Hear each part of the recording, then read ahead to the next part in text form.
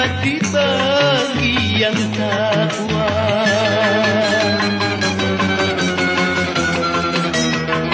Namun bagi orang yang durjana, mati kan merupakan derita.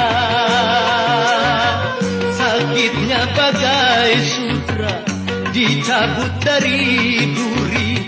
Ini azab Tuhan yang nyata.